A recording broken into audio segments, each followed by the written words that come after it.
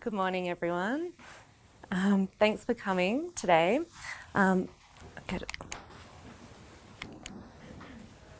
Okay, so when Creative Mornings asked me to speak on love, I was a bit overwhelmed.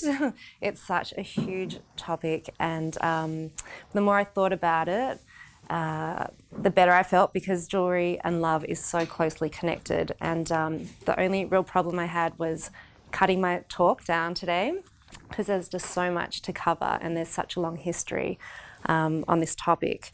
But I guess jewellery and love really comes from a deep human need to create a physical symbol and something that can be worn on the body as a signifier. So it's something to attract a mate, something to show status, say perhaps marriage status or status of someone in a society, class, beauty, all these sorts of things. But jewellery is just a really important object that most of us wear in some way that keeps carrying meaning for us. So this is an old Flemish painting from the 15th century of a goldsmith in his studio, and you can see the couple there looking to purchase a ring, and the world now is quite different. So this is where we are. This is Pieces of 8. We're in the city in Russell Place, just a few blocks away, and we've been established for 10 years now.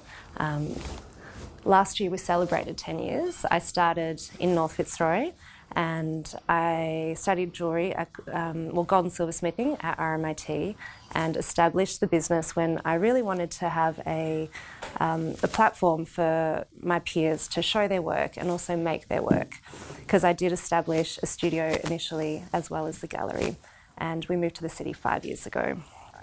So currently, this is the inside of the gallery, and we represent 50 artists. They're mostly local-based artists, some are international. We've always focused on jewellery and object-based work, and what we do a lot of now is bespoke commissions. So a lot of original pieces are commissioned by our clients from our artists, and that's something that we facilitate. So many of those pieces are connected to love. So they're often engagement and wedding rings, but sometimes also pieces to commemorate a special occasion, so perhaps an anniversary, a special birthday, a graduation, something like this. And I guess it's really connecting jewellery back to storytelling for our clients. And this is Peggy Guggenheim in front of some of her Alexander Calder jewellery pieces, and just reminds me to talk about our collectors, because we have a lot of people who are not just buying jewellery for a special occasion, but buying for love, and people who are just so deeply enamoured of jewellery and who come to us purely for the joy and love of collecting. And one of our favourite clients, for example, is a woman who lives in Sydney and saves all her bonuses that she gets every quarter and flies to Melbourne specifically to collect another special ring from one of our artists. So this is sort of representative of some of our really wonderful collectors who we adore. So love and friendship. I think jewellery is something that a lot of us have probably made from when we were children. If you remember back perhaps in kindergarten or primary school when you were taught to make pasta jewellery, or you made friendship bands for your friends. And I kind of love this little moment from Moonrise Kingdom, and it's such a personal token and something that I think all of us perhaps have made at some point. It's certainly where I started, and one of the jewellers who's been with us from the very beginning is Lucy Falk. She was in the workshop originally. I studied with Lucy, and her work has really started from this kind of nostalgic idea of childhood, and her original collection was a series of strung pasta beads, but she'd made them in silver, and then she made them in gold, and she created a whole series of friendship bands which carried through all her collections, and she kind of transcended the original quite humble friendship band into making it something that had a lot of precious elements, and they've just been a roaring success for her.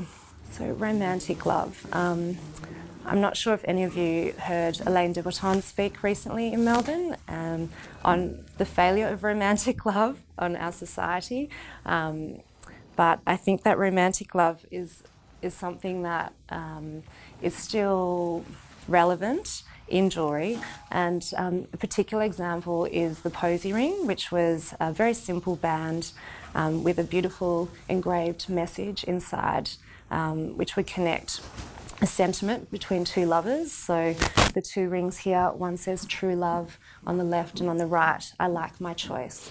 And these were really popular in the 17th and 18th century.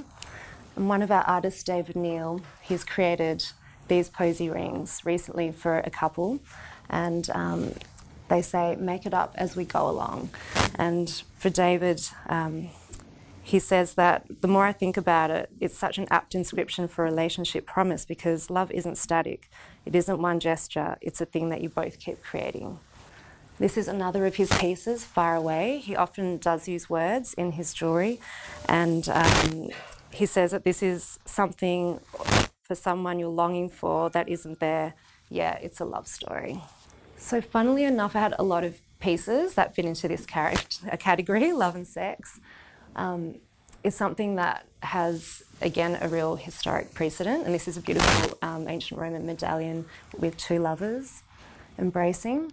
I kind of just love this moment from Pretty Woman, which I'm sure you're all familiar with, and this whole connection between gifting and the importance of kind of romancing someone and seducing them with jewellery. Again, this is a Lucy Falk piece. So oysters are well-known aphrodisiac turned into something precious. So this is a pendant in sterling silver with a pearl, and stamped into the piece says freshly shucked love. These are two rings that are created by Teresa Lane, one of our artists, and probably best described in her words. So she says the title comes from the Serge Gainsborough song, which translates to "I go and I come between your loins." There have been some interesting reactions to these, including attempts at intellectual interpretations, but really they're just about sex and the power of the stone, raw female sexuality. And I think that this is why some people have strong reactions, because it's how in a society, if a woman is overtly sexual, it can be confronting. Also, when placing them on the finger, it's a bit like masturbation. And that's how she first showed them to me. She was putting them like on and off her fingers. So, anyway, if you want to see these are in the gallery currently. You can come and try them on for yourselves. Again, there is such a historical precedent for these works, and the Romans had a lot of phallic symbols in jewellery. But whereas we think a lot of, I guess, about these things as being quite sexual, for them it was all about protection. And these were little pendants or rings with phalluses that were worn by children, particularly little boys. So the rings that they found are really tiny and could only fit children's fingers. And these were pendants to protect against the evil eye. And I noticed this morning Tess is actually wearing an evil eye pendant. So yeah, this whole idea of the talisman is something that continues on today in many cultures. But one of our artists, this is a Roman ring from the 2nd, 3rd century AD. And this is created by Seb Brown, one of our represented artists, a sterling silver ring that he made for his friend who'd been travelling and had seen some of those Roman rings before and asked him to make a version for her. So this gift he describes as, this was a transgressive idea to introduce a cute, rude object into daily discourse. It's not necessarily noticeable in first impression, but on a second look you realise what it is. It's a small, humorous and sometimes uncomfortable intimacy. This is a ring of two lovers in a garden created by Ty Schmeiser, another of our artists. And this ring has a really beautiful secret detail underneath with a series of gemstones that have been set. And I'll let Ty describe the rings. So in her words, she says, with this ring, it's not supposed to be serious or taboo, but about celebrating the fun and cheeky side of love and spontaneous sex, which is age irrelevant. The stones that are set on the underside are a very unsubtle nod to the amazing physical finish of the deed. They are hidden from view and unknown to anyone but the wearer. This is to illustrate how love truly is something only the people involved can intimately experience and understand. They can see and feel the fireworks that others can't. And I really love that sentiment from her. So, love and commitment. Yeah, this is a really big part of what we do now. When I started the gallery, we had a lot more of a focus on conceptual pieces and art jewellery pieces, which was wonderful, but really hard to have a commercial successful business selling those pieces. And with time, as our jewellers have grown up and developed their skills, they're producing a lot more precious work, and engagement and wedding, that whole area is a really big part of what we do. There is such a long history in wearing a wedding band, an engagement ring, and commemorating these important events with jewellery that come from the Egyptians and then the Romans, who initially wore very simple iron bands. Then gold came in around the 2nd, 3rd century again. But today things are quite different. I'm not sure if you saw earlier this week, the founder of Snapchat and Miranda Kerr got engaged and announced their engagement on Snapchat. And so in a way, the way we communicate is so different. The world has evolved a lot, but the symbol is still so unchanged, and the white diamond ring in gold is still the most popular way to commemorate engagement. But for us at Pieces of 8, we have a really large array of different alternatives. So while we do the white engagement ring with the white diamond, we do a lot of different types of rings. And with all our artists, they're producing really original pieces that people seek us out for. So I guess we represent a really great alternative for our clients who want something different, who are looking for not the standard ring. And we have a lot of rings that are made with black diamonds or champagne diamonds, rose cuts, coloured stones, a lot of different sapphires or rubies, and these are just a few examples. But we'd really love it when, with our commissions, when we hear from our clients that ring is just so me. So I guess what we're trying to do is really match our clients with the right artists for them, and then hopefully produce something that is really representative of who they are. And love for me, this is some of my work. I guess I love what I do with the gallery, but I also really love being a jeweller and developing my work. These are my current love, which is for party sapphires. So these are an Australian stone. They're mostly mined in Queensland. And they're really beautiful because each stone is different. So it's banded in colour, often blue, green, gold colours, and the stones transform as you view them in different lights and as you move them. And in a couple of weeks, I'm heading to the sapphire minefields in central Queensland to go and source more stones and deal directly with miners. And this is something that I really love doing. And a lot of our jewellers are always pushing the boundaries of what they can do. With my own work, I'm working towards an exhibition at the end of the year, which is a collaboration with Philip Lowe, a New York-based sculptor, and I'm responding to his work by custom cutting a lot of gemstones and creating forms that replicate or relate to what he does. So I guess it's always an evolving passion, and definitely driven by love. This is a recent commission that I did for a couple who wanted something really unusual. He's a metal fabricator who produces large-scale sculptures for artists, and they were having a very humble, quiet wedding, and he'd made a little steel ring of just wrapped steel for her to propose with, and then he wanted some bands that they would wear occasionally because they both work with their hands. They won't wear these rings very often, but he had this idea that they needed to connect. So he made the bands in steel, then I cast them in silver, and we set magnets into the top of the ring. He really wanted them to link as a joined object when they weren't being worn. And he's since made a beautiful little sculptural block for the rings to sit in. And they sit in a really special place in their home when they're not being worn, and when they're out, it's really cute. They kind of just let their hands fall close together and the rings connect. Yeah. And it reminded me of this piece from 1980 by Otto Kunzli, who is considered one of the godfathers of contemporary jewellery, and this was a ring for two lovers that's actually tethering the two people together. This is a piece, a series of pieces that I created for a couple over years, and this is sort of a good indication of what jewellers are able to do, because we can often stay with someone for a long period of time, sometimes their whole lives, creating pieces that mark special events. And this was first her engagement ring, which was a play on the solitaire with two white diamonds set on the side instead of on the top. The wedding band, and then a ring to commemorate the birth of their first child recently with a little black diamond. And we'd actually planned from the beginning that it would always be a stacking set. So sometimes love and jewellery is also tinged with sadness, or it can represent the end of a relationship or the passing of a loved one. And I've got some examples for you here.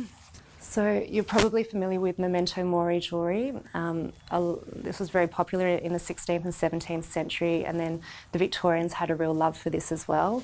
Often the pieces were made with the hair of the loved one who'd passed and woven in, set under rock crystal or quartz.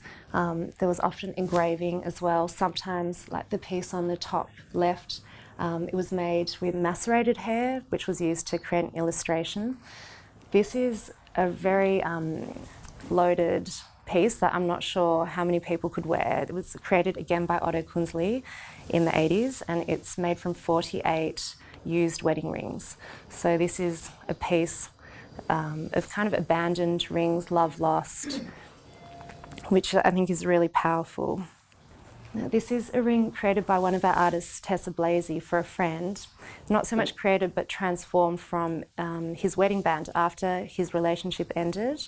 He and Tessa discussed what to do with his wedding band, and they came up with the idea to cut it in half and resize it to fit another finger, so not to be worn on the wedding finger anymore, but it would represent his two children and create a kind of a positive new feeling to this piece that otherwise would be quite sad and probably live in a drawer or go be, melted down or end up in a pawn shop somewhere. This just opened. I'm not sure if you guys heard about it, but if you have your own objects from ended relationships that you can't bear to hold on to anymore, you can donate them to the Museum of Broken Relationships, which is part of a creation project by a couple, and they now have a permanent museum in LA, just opened a few days ago. So this is a really poignant piece. Again, Tessa Blasey created this for very close friends and mentor. He passed away, and his wife wanted something that she could wear every day that was connected to him, and what they decided to do was melt down both their wedding bands and create one ring that she would then wear every day. So I only had a really tiny image of this. It's a bit blurry, but this is a really gorgeous piece by David Neal. It's a tiny little gold pendant that actually represents, the sultana represents the size that the baby is in the womb when its heart starts to beat. So for him, this is another type of love story. Now, jewellers are always asked to remodel jewellery. So because jewellery is often made in precious materials, it's something that lasts for generations. So you'll find often a lot of other things are lost. Clothes are thrown away, given away, furniture, again, you know, all these things from the family are often lost, but jewellery is one of those objects, or perhaps sometimes the only object that will carry through from generation to generation. And because of the materials, we can keep recycling and recreating new from the old. So often we are creating what I call future heirlooms. And this is a piece Tessa created from a client's 4 rings with diamonds into a new ring that she calls the Moonraker. And it's a big, crazy, chunky ring covered with all the stones. So yeah, it's something that will carry on hopefully into the next generation. And this is something that I created recently for a client that had 2 rings, one from her mother and one from her mother-in-law. And she'd been given these rings, held on to them for quite a while, deciding what to do. And we ended up making 2 separate rings to honour these women that she then wears together. Thank you. That's it.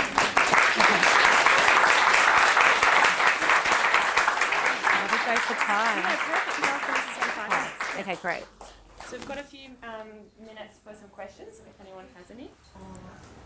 I have one for you as well. Yep. You said that you still love being a jeweller as well as running a business, and you're going to the mines. How much of, is that a regular, like on a day-to-day basis, do you get to make, how much time are you making as opposed to running a business? It's a real juggle, but I'm really used to it. Yeah. So the way I make it work is I have 2 assistants, and I have a studio above Pieces of 8. So my office is next to my studio, and I am working between the 2 every day. So it's not so much that I have a dedicated day or time, it's something that just is built into my everyday. So it's just kind of woven in, and that works for me. Yep. Anyone else? Any other questions? Yes. How do you go with picking your 50 artists? Like, how do you meet them? Where? Yeah, so I'm always looking. I try to stay connected to what's happening in jewellery. I've been on the panel of Craft Victoria's Fresh Award for a number of years, so I make sure I always attend all the graduate shows and keep an eye out on social media and these kind of things, talk to people. But we get submissions all the time. I tend to actually really nurture the artists that I'd like to take into the space. So sometimes I might have quite a long conversation that is a series of meetings essentially that might run for a year or 18 months, or sometimes it's just one time if they're ready. But I'm really happy to, if they're not ready, help them get into a position where they do have the right collection for us. But if anyone is interested in submitting work, the best way to do it is to email the gallery with an artist statement, a CV, and say around 5 images of your work. Yeah. Anyone else? Yes. How long does it take for you to make an average jewellery for your client? To make a piece? It just depends on the process. So sometimes it might be a variation on something that I've already designed, and we usually will sit with the client and need to talk about proportions, the design, metal, the stone. It can take quite a while because if they want a particular stone, then really need to go out to our contacts and different gem merchants, diamond merchants, see what's available, get things sent to us on approval that we can then show our client. And then the making, again, it depends on the process. So jewellery is not a quick thing to do. It's not rapid.